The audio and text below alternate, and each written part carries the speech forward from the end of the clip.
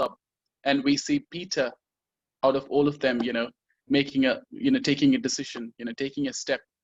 So what are those factors that, made Peter to take that decision? So we find ourselves in a similar circumstance, surrounded by a global pandemic.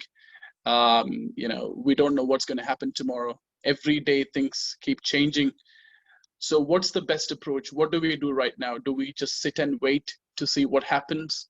Or do we still get on with our life and take decisions? If we are to do that, how do we go about this? So I want to talk to us about two barriers. The first one is the victim mentality. So whenever we find ourselves in uncertain times, we feel that we are victims. We cannot really control what's going on in our life. So we just have to see what happens in our life and just we take whatever that happens to our life. Basically, we can't do anything about it. So if you are someone who's having a victim mentality, what are you going to do with your life? I'm just going to sit and wait because I don't know what's going to transpire in my life. I'm just a victim of the situation. There is nothing that's within my control. There is nothing I can do about it. But let me ask you one question. I want you to consider some of the events that happened in your life, during uncertain times, during this pandemic, and even in the past. Some of the events that happened in your life during, uncertain period. The interesting fact is most of these events that happened in your life were not caused by the uncertainty itself. It was caused by a decision that someone took. That it could be someone that it could be someone that you have no relationship with. Most of the things that happened in your life in that duration was caused by a decision taken by somebody. It was not just a direct outcome, or most of it was not a direct outcome of the uncertainty itself. So the uncertainty itself doesn't have so much of an impact on our life, to the extent to which we believe. We overrate uncertainty. We can still, what I'm trying to tell you is we can still take decisions, and those decisions would impact our life. Now, in the case of these disciples, Peter was brave enough to take that decision. So he stepped out of the boat. So he didn't want to wait and watch what's going to happen to his life, what's going to happen to everybody else around him. He knew that I have to make a decision, and he took a step, and that started a new phase in his life. So he learned something new out of it.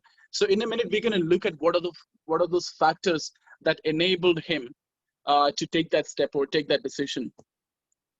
So the first one, the first barrier is the victim mentality. Is something that we need to get out of. We have to tell ourselves that yes, there are a lot of uncertainties around me, but I'm still able to take a decision. And the second one is the reluctance to take responsibility. Now, one interesting thing about uncertain times is, during the times of uncertainty, the outcome or impact of your decisions, are more obvious and more rapid. When your life is going smoothly, when everything is normal, your decisions, the impact of your decisions may not show up as quickly as it does during times of uncertainty. Because when you're going through uncertain times, the impact of your decision is quicker, and you will need to own up to it. You'll need to take responsibility of the decisions that you take. And there are some people who always want to shy away from, taking responsibility in their life. They just want to live as victims. They just want to live a victim kind of lifestyle. I just want to, if you ask them, why did you do that? It's because that person did this. Why did this, why did you do that? It's because my boss asked me to do this, or my colleague did this. You'll have a number of excuses to give. They don't take responsibility for things that are happening in their life, even when things are normal. So how would you expect them to take responsibility when you're going through a rough time? So the second barrier for not taking a decision in uncertain times are your reluctance to take responsibility. Now that we've spoken about the two main barriers, there are other barriers as well, but these are the two things that came to my mind when I thought about it. Now, these are the two major barriers. There could be others as well. Now that we've spoken about the barriers, let's talk about how do we overcome these barriers? How do we take a decision? How do we take a step? So the first and foremost thing is to overcome fear. Fear is the single most significant impediment in taking any step. What we do is when we are afraid, we play out all the worst case scenarios in our mind. But the interesting fact is the statistical probability of most of our fears materializing is very grim. If you look at, just think about, I want you to take 3 occasions. I want you to think about 3 occasions in your life when you took a major decision in your life. Okay, so I want you to think about, in those 3 occasions, what were your major fears? Before you take a decision, there are certain things that you think about. Okay, this could go wrong, or that could go wrong. These are the kind of fears that comes up in your mind. So I want you to think about 3 major decisions that you took in your life, and what were the major fears that you had to address when you took those decisions. And then I want you to think about whether those fears, or whether all of those fears or most of those fears actually did materialize. When I looked at my own life, I can tell you that when I looked at 3 or 4 major decisions that I took in my life, my fears, the rate of fears materializing was very, very low. I don't know about you. So I want you to take one moment to just think about it.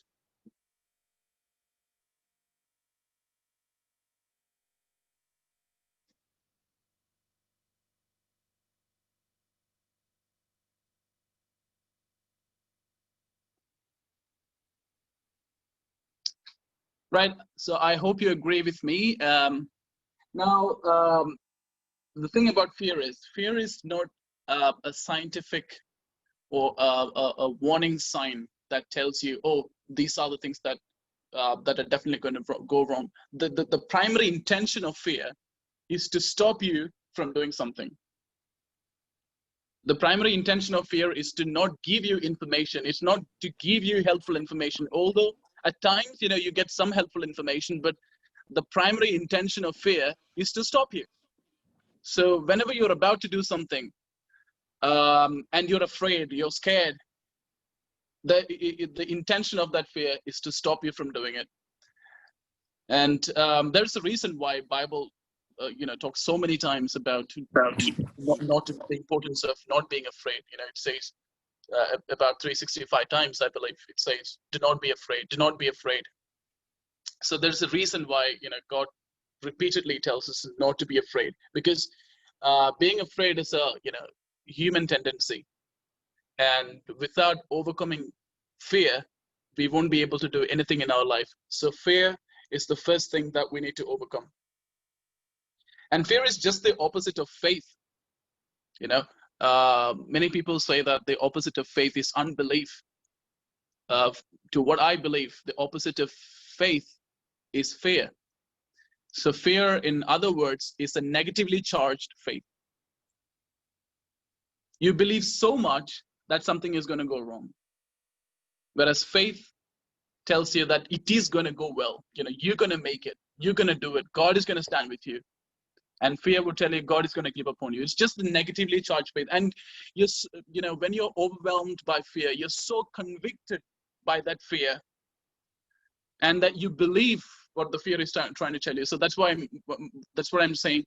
Fear is a negatively charged faith, because it kind of becomes like a conviction in itself. And the second thing, the second step is to set your focus. Sometimes we are able to overcome fears, and we step out into the waters with a vague focus. We really don't think through what our objective is. When we when I spoke to a few people, You know, they wanted to do a lot of things in their life. They wanted to do this, they wanted to do that, and they're not scared. You know, they just want to be adventurous. Now, here's the thing. Here's an interesting fact. Adventure, being adventurous, and holding on to faith are two different things. You know, just because you're adventurous doesn't mean that you're going to make it. Okay, so a lot of people are adventurous in their life, and they end up doing a lot of things, but they lack a focus. In the case of Peter, he had a clear focus.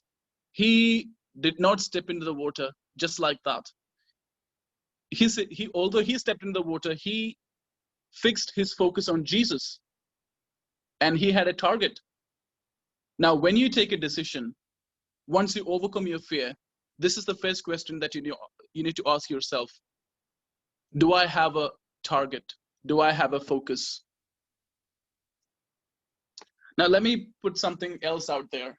Sometimes, you know, we are overwhelmed by the pressure to make a decision. You know, we have this peer pressure. We have people around us. You know, we feel like, oh, everyone is looking at me. I need to take a decision. It doesn't really matter if I have a focus, if I know what I'm doing. I just need to take a decision. I just need to do it. So we become overwhelmed by, you know, our surroundings. We become overwhelmed by our emotions, and then we end up taking decisions. And sometimes we say, you know, these are brave people who take quick decisions. But the way I look at it is, bravery is not same as taking rapid decisions. You know, it's not about taking quick decisions. It's about taking informative decisions. It's about having a focus and knowing what you're deciding, right? So in the case of Peter, he knew what his focus was. He set his target before he stepped out in the water. He didn't try to play cool, which is what sometimes we do. You know, we just want to take a decision and we just do it. So this is the second thing that we need to do. We need to set our focus before we take a decision. Let me share something from my own life, from my past, where there are times where I have taken decision just to prove to myself that I'm not weak. You know, we sometimes find ourselves in that situation where, you know, we need to prove something to somebody, and, you know, to prove that we are not strong, you know, we are not weak, and that we are strong, we need to take a decision. You know, we need to act cool, if you like. So that's something to watch out for. Your resources are limited, and every action that you take consume your resources. So you don't want to shoot into different directions and, you know, run out of your resources. So your resources are limited, your time is limited. So which is why it is very important to take targeted decisions or targeted steps. So set your focus before you step out. Now that we have overcome the fear, and now that we know what our focus is, the next thing to do is to take a step. A lot of people, you know, they have successfully overcome their fears, and they have vivid ideas, you know, vivid plans in their life. You know, they have good visibility of where they're going, you know, what they need to achieve in their life. You know, they have a good strategy in their life, but they just don't take a step. They make detailed plans, you know, they have ideas, you know, they have written down everything, they've spoke to zillion people about it, but they just don't take a step. Now, there are two things that came to my, mind that would stop us from taking a step at this stage. You know, we have overcome our fear, we know our focus, but still we are not able to take a step. There are two things that came to my mind that would stop us from taking a step. The first one is procrastination. So we think, oh, now that I know what needs to be done, I can always do that tomorrow, or I can always do that day after. I can always do that next month. Let me just take some rest. You know, I'm in no hurry because like unlike other people around me who don't know what they're doing. I know exactly what to do with my life, so I can do whenever I want. That's the biggest lie you tell yourself. Some actions in your life, let me tell you, friends, are time bound. In the case of Peter, he wanted to walk towards Jesus. I mean, there is no point in him knowing what he wanted to do and having the faith to do it, but then just suppressed himself and sat in the boat, um, and never took that decision or that step and waited till Jesus got into the boat. If that would have happened, we wouldn't have seen this portion that we just read in the Bible. You see that little phrase that says Peter stepped out into the water. That sentence wouldn't have been there if Peter had waited for 10 minutes. Do you get what I'm trying to say? So some decisions in your life are time bound. Although you know exactly what needs to be done, although you successfully overcome your fear, some actions in your life are time bound and you need to take it. Right? So that's the first one. You procrastinate. The second challenging thing that would stop you from taking a step at this stage is fear of public opinion. The fear of public opinion. Peter could have thought, what would the other disciples think if I step out? They would think, I'm too smart, things like that. Sometimes you're too scared of people around you. What would other person think? What would this person or that person think? You know what exactly needs to be done. God has revealed to you what you need to do in your life. What the season of your life is all about.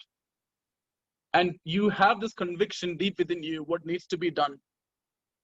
But you just don't take that step because you are too scared of what other people would think about it.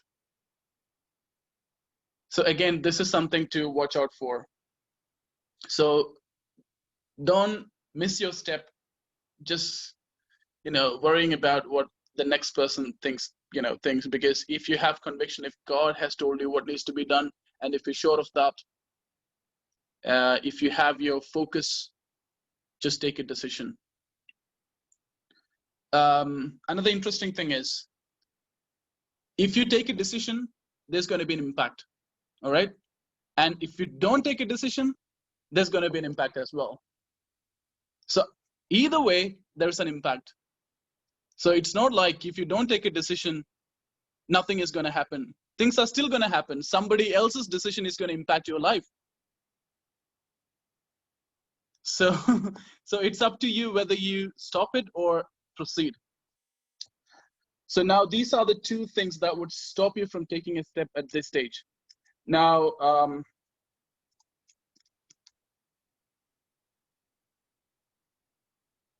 there was one more point I couldn't put that in the presentation. So now,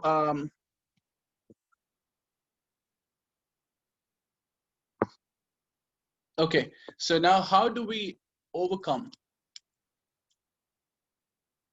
fear, or how do we use, how do we use uncertainty to our advantage? We can use it for self-reflection. One of the things that came to my mind as I was thinking about this topic is, if you look at your life in a normal scenario, in a normal environment, in a normal situation, much of your life is in an autopilot mode. You wake up in the morning, you go to work, you did exactly what you did the previous day, or you just complete your task, come back home, have your dinner, go to bed, watch Netflix, and then wake up again. So it's an autopilot mode. It just keeps happening. The same thing keeps happening again and again and again. Even when you drive, you don't like consciously drive. Your body just takes control. It just drives. You just get to your destination. You get on with your life. Much of your life is in autopilot mode. I read this article that said 95% of your life, a normal person's life, is lived in autopilot. So, but when you are in an uncertain situation, that doesn't work anymore, because you cannot predict what's going to happen today. because what happened yesterday is going to be different from what's going to happen today, and tomorrow is going to be different. So this is a time where you need to be more in control of your own life, and this is when you start looking into yourself, and then you start seeing that a lot of things that are happening in your life are because of your approach to certain things, the way you process certain things, the way you look at certain things. And it's a time to look into yourself and understand, oh, now I understand why this particular thing has been happening in my life. It's because this is what I've been doing. So it's a time of self-reflection. It's a time of looking into yourself and trying to understand the link from where things originate. It's also a time to gain knowledge, because sometimes in your life you take a lot of things for granted. You don't look around. You don't learn things from your surroundings, or you don't learn what God is trying to teach you in a certain season, because you are just too busy leading your autopilot life. You don't want to be bothered. You just want to just live a routine life, and God is not getting your attention.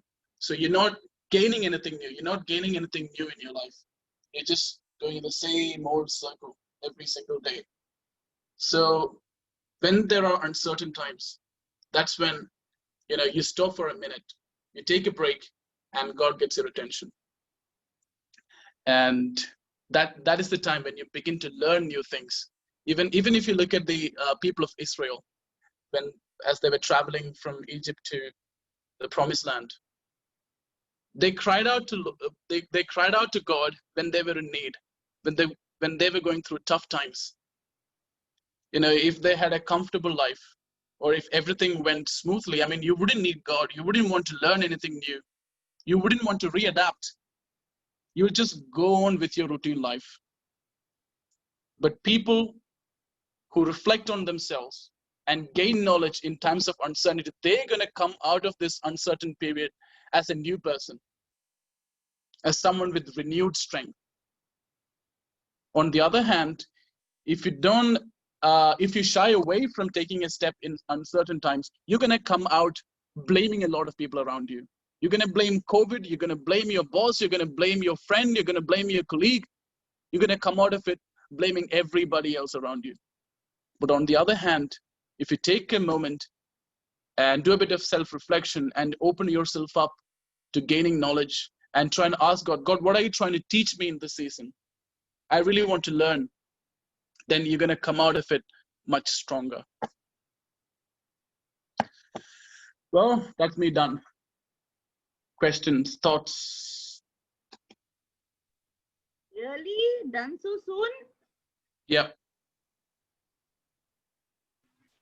Wow. That was quick. Was it? Very, very quick. How do I stop sharing? How did that happen? Stop share. Okay. He learned his lesson during uncertain times. Yeah. I wanted to hear from you as well. Hi, Primi. Prim, prim. Hi. Hey, Ritesh.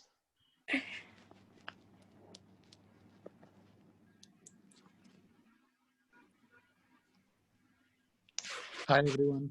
This is such an apt topic, actually, and relevant more so at this time. So, yeah, kudos for that. I think.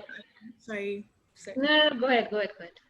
Oh, I think something that helped Peter be confident to step out into the water is he asked if it was God, and so he said, "Lord, if it's you, let me step out on the water." So when we're making our own decisions, whatever it may be, just having the confidence that it's the Lord's will, or it's God. When God gives you the word "go," it'll give you so much more confidence to step out onto that water.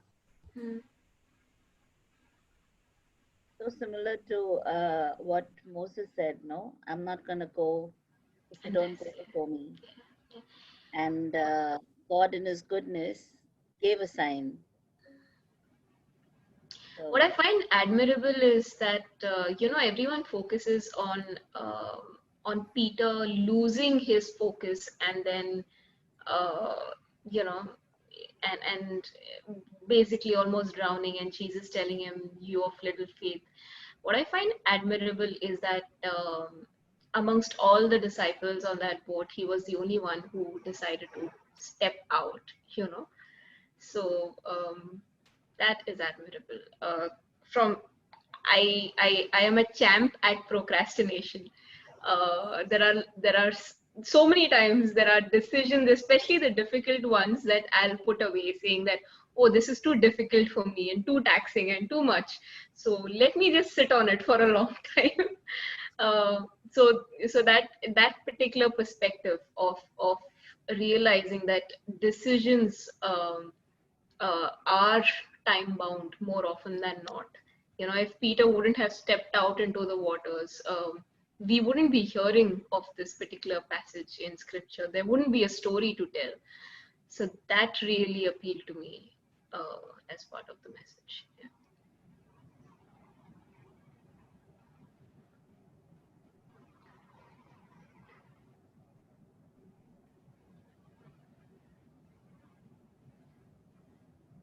Any more thoughts? Hi everyone. I just want to. Hi, Mike. There's just some. I like the part that you said. Negativity is basically a negatively charged faith.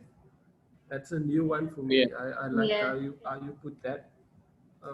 And it is, some people are so determined to prove that they have fear, or they just so overwhelmed by the fear that they are experiencing, that we sometimes forget that all the time it was God that was bringing us through.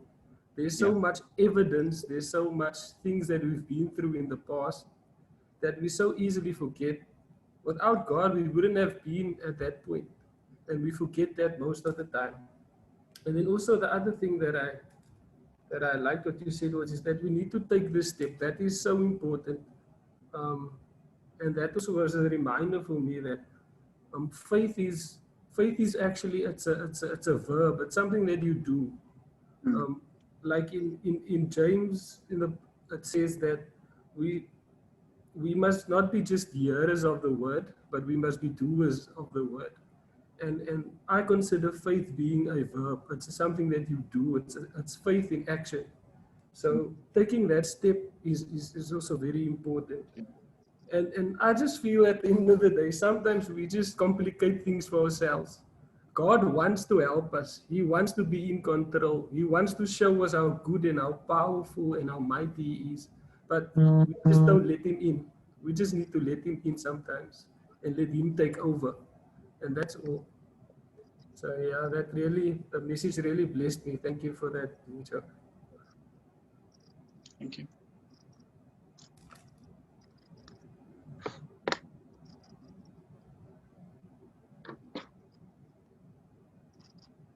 Just want to add to what Noku said earlier. Sometimes we need to be sensitive to the voice of God. Peter made sure that, Jesus, is it you who is trying to call me? Are you there? Am I hearing your voice? So he made it sure before he took a step. There are two things. One, we don't ask the questions. Sometimes the rest of the disciples who were in the boat, they did not bother asking the question. Sometimes, you can go through certain situations in your life, and if you don't ask the right question, you wouldn't get the right answer. Sometimes you blame God for not giving you the answers, but did you ask? The remaining disciples in the boat, they could have said that if you asked them, Peter stepped out of the boat and you didn't, they would complain, they would blame Jesus for that. Jesus didn't ask me to. And did you ask? This is one thing that we get wrong in our life. Sometimes we don't ask, and then we blame God for not giving answers. So answer comes after the question. So sometimes when God puts you through situations, He wants you to be sensitive to his presence. See, before Peter asked the question, he was sensitive to the move of God in his life. You know, he sensed Jesus around him. So do you sense Jesus around you in your time of uncertainty? If you do, number two, do you ask the right questions? Do you get into a conversation with God? Do you engage God in a conversation? You know, do you ask the right question? Number three, and once you ask the question, you receive the answer. Do you obey what was there in the answer? That's the third thing. Some people, you know, they don't get the third one right. They sense God's presence, they ask the right question, but when God asks them to do something, they'd be like, oh, that's too hard. Maybe I didn't hear God, maybe I didn't hear God right. So they don't take that decision, and then they blame God. I prayed really hard, and I asked God for a miracle. I asked God, and well, someone else gave me an answer, but I don't think that was God. So God did not answer me, but God did answer you. It was your failure that you didn't obey. So yeah, that's another thing I wanted to put it out there. I have a question. Okay. Yeah. I'm shooting this question not for me, but I'm just shooting a question. Go for it. When you say that, are you hearing right from God? And are you asking God the right questions? When you are in a dilemma, when you don't know what to do, when you don't know where to go, you're already confused. Okay. So how do you know whether you're asking the right questions or the wrong questions? That is a very, very, very good question. Now, I'd be happy to hear everyone else's answer, but let me just tell you what I think. When you go through a difficult situation, the way I look at it is, there could be a lot of reasons that could have led to it. There could be a lot of reasons that could have led to it. So let's go back to the same scripture. If you read the beginning of this chapter, you would see that it was Jesus who asked them to get on this journey, to go on this journey. It was Jesus who started the journey, right? So it was all about him. So that would mean that he asked you to go. I don't know if he told them where to go. He just said, you just go. And they went. So that means the destiny has got something to do with the one who asked you to start the journey. So when you know that this is the destiny, I see the destiny in front of me, I sense the destiny, now I have to respond to the destiny. So my question has to be relevant, or my question should be in a way that I see the purpose and I'm kind of engaging with the purpose. Does that make sense? I may have confused it. So, that's how I look at it. No, but again, so for instance, okay, I know God, I have experienced God in my life, but I've come to a juncture where I see a pattern being repeated over and over and over again. And then I ask God, if you are taking me on a journey, why are you bringing the same situation in my life again and again when you could have avoided it? And now I've reached a point, now I've reached a point where I feel that God is just playing games with me. Okay, let's talk about the story of Israel, where, they were asked to go to the promised land. Now, if you look at the whole journey, this would have just taken a few weeks, but it took them 40 years to get to their destiny. What they did was they kept going around the same mountain again and again and again until they learned everything that God wanted them to learn. See, our life. So let me give you something very interesting. We are so worried about the destiny. Okay, so we are very concerned about the destiny, but God is more interested in the journey. That's right. So if you look at the people of Israel, we learn more from that story, from the 40 years of their wandering, than the time they spend in Canaan. So to the people of Israel, reaching Canaan or the promised land was more important. But for us who live thousands of years into the future, when we look back at their life, we learn more from the time of their wandering, because that's when they receive from God. You know, sometimes God takes you through a journey to teach you certain things.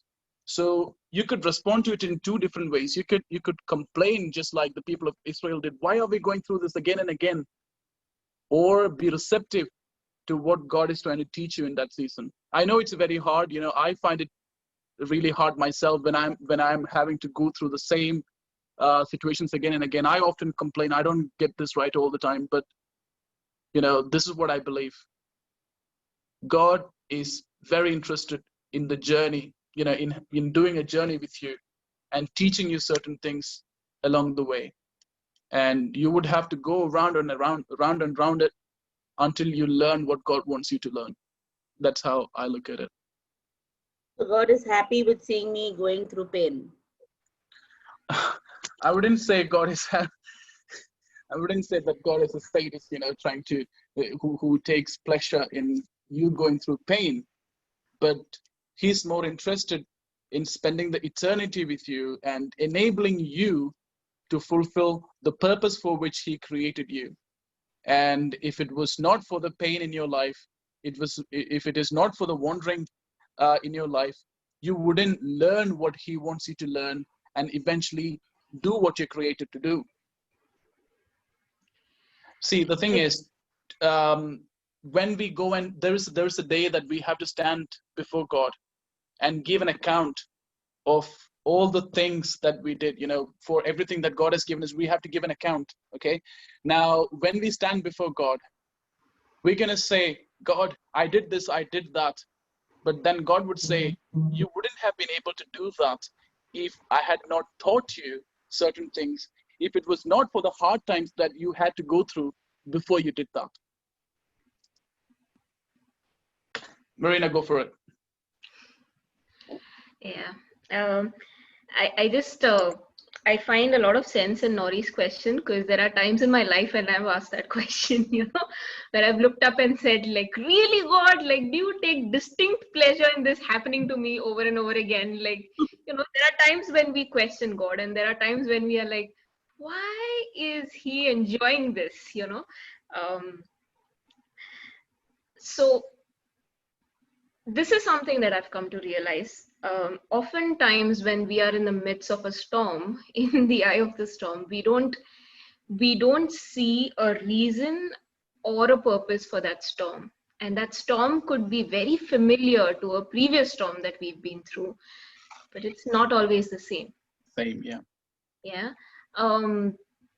So the Israelites' journey is an example of one such journey where they went through the same things over and over again, and they were stubborn, and they had their hearts were hardened, and all of that. And God said, you know, dude, you keep grumbling, so I am going to keep you going through this. But sometimes when you go through the same thing again, it's not, I mean, of course it could be, but it's not because you've not learned a lesson, or you've you know, it's God hitting you on the head and saying, you didn't learn the lesson the first time around, so let me teach you that again. Sometimes the storm may be very familiar. It may be very familiar, but it's not the same. You know, sometimes the lesson is a different one. So when Peter was first called, I love this character, by the way. So when Peter was first called, and he was fishing, and he had this frustrating night of not catching any fish, and he had an encounter with Jesus, and he was obedient to Jesus's command of putting the net on the other side, and we all know the story. But the same scene repeats after the resurrection, after Jesus's death and resurrection, and they've got a frustrating time again, and they have an encounter with the risen Lord again. And from where I see it, and the interpretation could be different as well, I'm sure Peter saw that I'm not sure, but I'm just saying that it could be Peter seeing that encounter as a reinforcement of God being with him in his most frustrating times. It was a reminder that Jesus is the way, the truth, and the life. It was a reminder that he will provide the fish. It was a reminder saying that, come follow me and I will make you fishers of men. So sometimes when the pattern is very familiar, it's not because maybe the lesson wasn't learned. It could also be because God is reminding you that he was there with you the first time around, and he's going to be there with you the second time around. And the answers may not be very visible right now in the middle of that storm. But the one thing that is constant is his presence and his faithfulness, right? So, yeah. Can I just say something on that? Yeah. I agree 100% with what Lejo and Marina just said. And like I'm a firm believer that God just wants the best for us, and he just wants what's good. And I've learned to accept and believe that, because uh, what I've learned in my own experience is why things happens over and over, and you feel like it's the same situation, or you feel like it's always you going through the tough times, is that sometimes we are not learning the lesson that God is trying to teach us. We're not listening to him in the right way.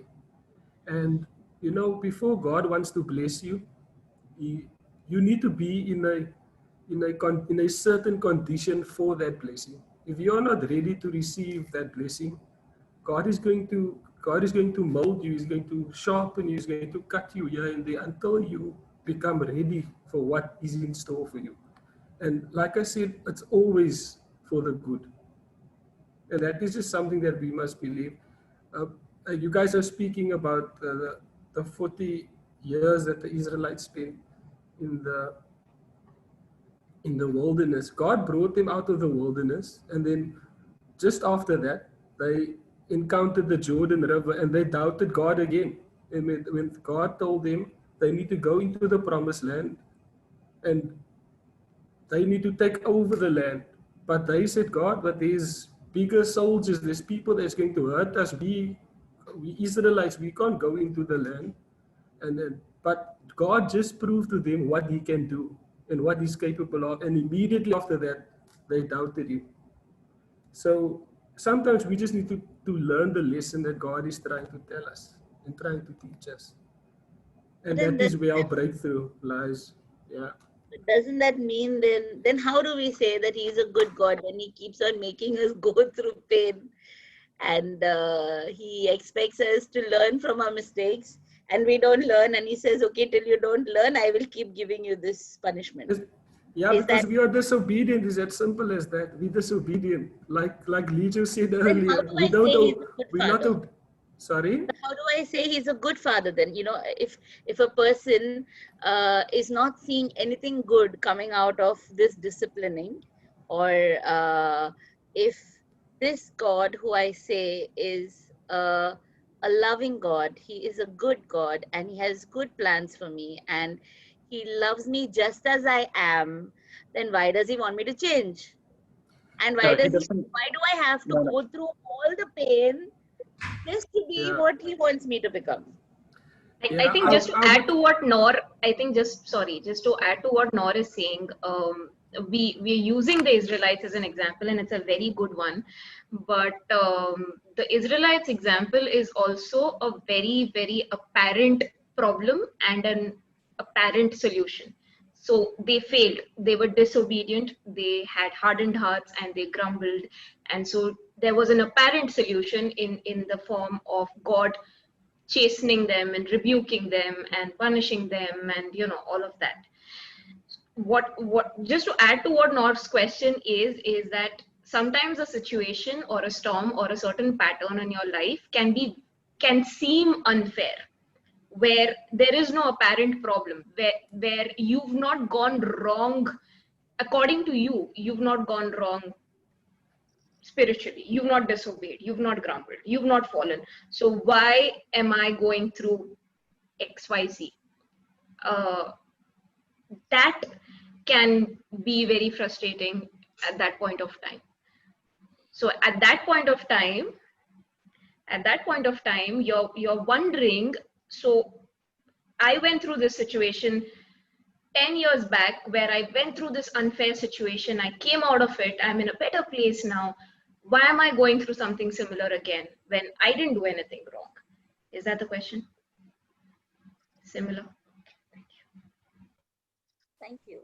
Yes, that's the question. Can I try answer that? Yes, please. I think that knowing that God is sovereign and God is good and his ways are higher than our own, and his thoughts are much higher than ours. So to us, we don't really see why or like why we're going through this, but he knows that. And sometimes God makes us go through things so that when we meet people later on who are going through the same thing, we can comfort them. And so it's not just about you. Sometimes it's about you being able to help someone you're going to meet later on, or you being there for somebody else one day when they need it. And the Bible also says that it is better for you to, if your eye causes you to sin, pluck it out. And, so that it's better for you to enter the kingdom of heaven with one eye than with both eyes and to burn in hell. And so I think just that's the extent Jesus is willing. It's okay to go through pain, because what does it profit a man to gain the whole wide world and lose his soul? So why should you be happy and have everything you pray for and have everything you want when you're not being sanctified inside, when we're not dealing with what's those bad things that are inside that will only show up when you're going through trials that God can only address when he's tested you. So God is trying to address things, and you may not see them, but you need to go through that trial for you to see them, and then God will deal with it, and then you'll become a sanctified person and a holier person and a better person, and then you'll get into heaven, and then it'll all be worth it. I agree to all that you said, Noko.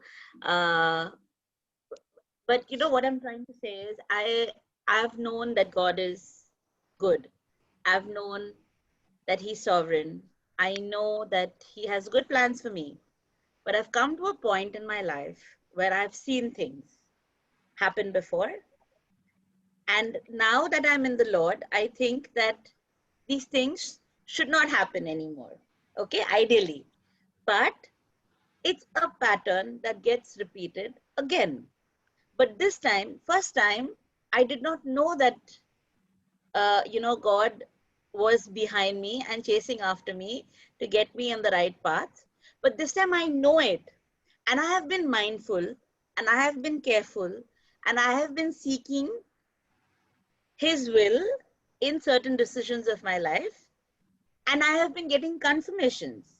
Okay. So that's why the reason I asked, how do we know that we are making the right decisions or asking the right questions?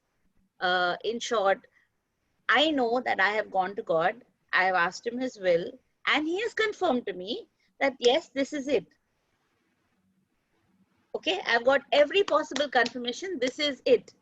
This is it for you. This is it for you. And then suddenly things just start falling apart and it's back to square one. And now my answer to God is, you said that you're going to lead me. You said that you're going to show me the way. If you knew this was wrong, why did you let me go there? Why did you bring this situation back in my life when you know that I could have faltered? But even after seeking your will, I have still faltered again, and I am back to square one, and I see that you are nowhere.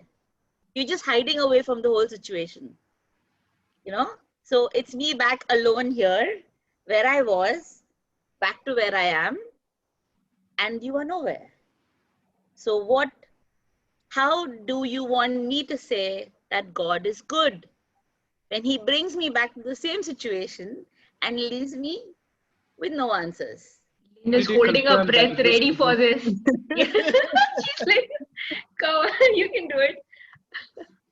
Can I add something to that? Yeah, I yeah, mean, go for it. Go for it. can I Okay, contribute to that? 1 second, okay?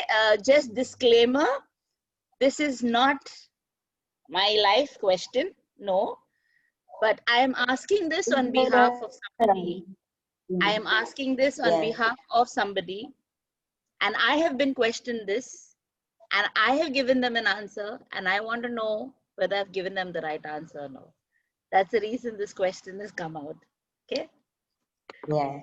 I think, and I believe, Nor, each one of us has had gone to that kind of moment in our lives. I don't know, maybe, but I believe all of us have that kind of moments wherein we really question God.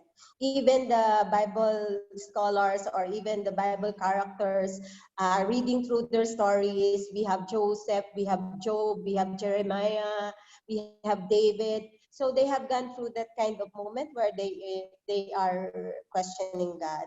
So I found it also admirable in the story that we have today about Peter when he asked God, "Is it you, Lord?"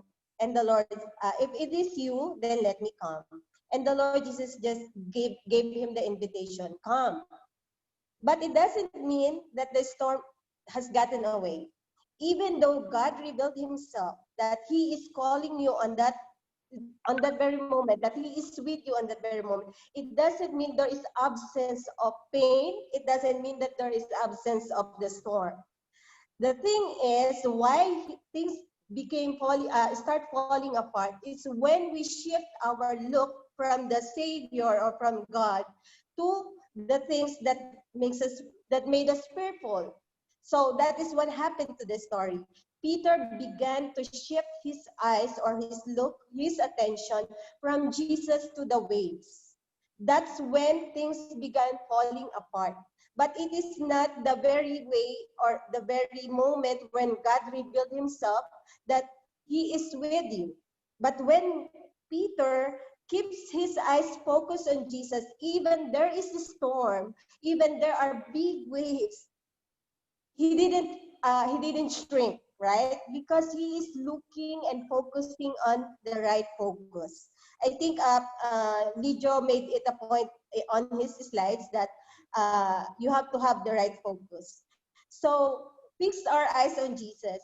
Even though there are pains around us, even though things are falling apart around us, we can still walk on water. Yeah, even there are big waves. So it doesn't mean that if you already know in your heart and you have confirmations, you have all the promises of God through the Bible, through other people that he is sending and shouting at you in billboards or wherever you go, it doesn't mean that there is absence of storm or pain.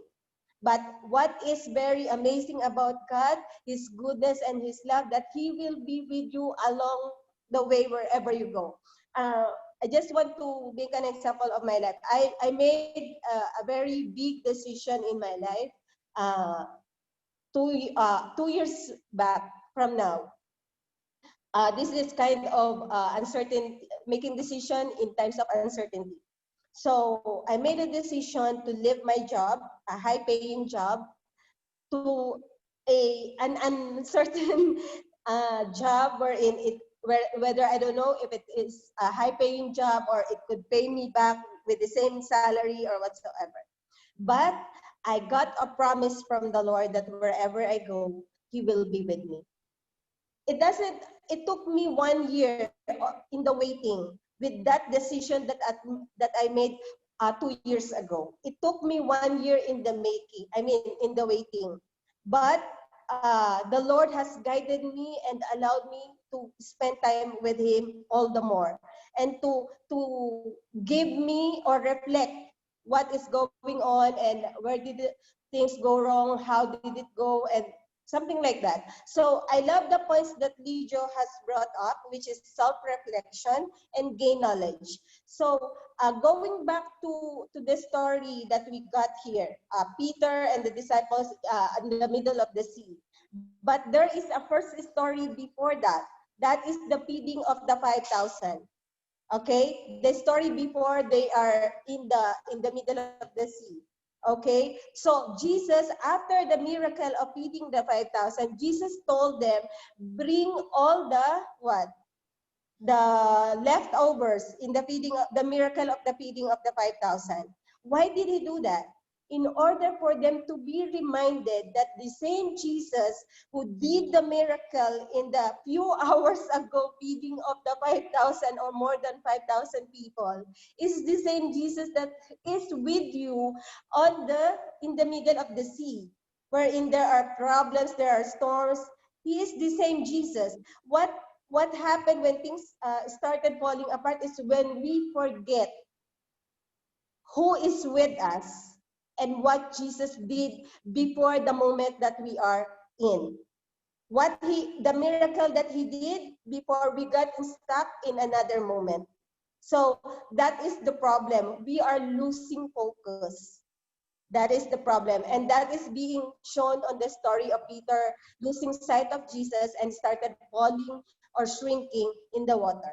When in few minutes ago, he was able to walk on water when he has the right focus. So I believe that is how. Thanks, Lynn. Just wanted to give another perspective to that. Have you read about the story of Balaam in the book of Numbers? Prophet Balaam, right? So this man, he asked God, shall I do this? God said no. He then again asked, shall I do this? And then he asked God again and again and again, and God said, yeah, go for it.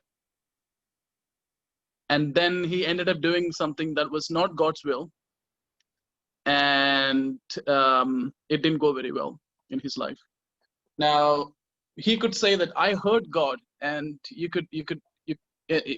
you look at it, yes, he heard from God, and God allowed him to go. Sometimes what happens in our life is we become overwhelmed by what we really want to do, and then we force God in a certain direction, and there is always a permissive will and a perfect will of God. So sometimes we tap into the permissive will of God, not into the perfect will of God. So when you push God into his permissive will, he's not responsible for what happens in your life. That's one way of looking at it. That's one way of looking at it. Now, just a different way of looking at it, if you look at the life of Job, for example, a lot of things went wrong in his life. You could ask, why did it go wrong in his life? Was he not one of the most righteous men who lived on the planet Earth at that point in time? Yes, he was. But then why did he have to go through all these sufferings? The thing is, here is one thing that I want you to remember. The purpose that's upon your life outlives your own lifetime. The purpose that God has in my life doesn't end with my death. It goes into generations. So our life doesn't end with 50 or 60 years. It goes into eternity. So we are to spend an eternity with God. Our life on earth is just a small bracket. And if we are to go through, suffering or pain for a couple of years in our life or a lot of years in our life, and God is using our life to teach the generations that are coming after us, then we are no one to question God. It may seem unfair. Jesus himself had to go through suffering. He had to, as Keshav pointed out, very well pointed out, he was punished for our sufferings. Jesus could have led a very comfortable life, but he had to go through sufferings so that all the generations after him could be redeemed. So sometimes, God allows us to go through, certain situations over and over again, so that, he can pass on something into the generations that come after us. And on the other hand, as I said before, you are tapping into God's permissive will, not his perfect will, because you want something so badly that you push God into it, you get it done, and then you blame God for what went wrong. These are two ways I look at it. This is exactly the answer what I was looking for. There you go. Thank you. Yes, I told the same thing to this person, that we keep manipulating God's will. You see We what you want to see. we keep pushing him to see things that we see in our purview. So it's like, I okay, for instance, if I feel that example, that okay, I've met this person and oh, he's so compatible to me, and he is, we gel well, and everything's so perfect. Deep down in my heart, I know this person is not for me because of XYZ reasons, but I still want to venture out into it, telling God, God, you see, it is so perfect for me, he understands me. We gel so well. It is just so perfect. I don't have to say a word. He knows me even before I can say anything. Or I am so comfortable with him. And I think, I am the best person for this person. And, and you leave God with no choice. You keep manipulating him, that you keep your will before his will, and try to get him to be in accordance to what you want. And then you say, when things fall apart, you say that, why did God allow it to happen? Yeah, but you did not keep God's perfect will before you, and you went for his permissive will, which is so beautifully put out by Lijo. Thank you so much, bro. This is exactly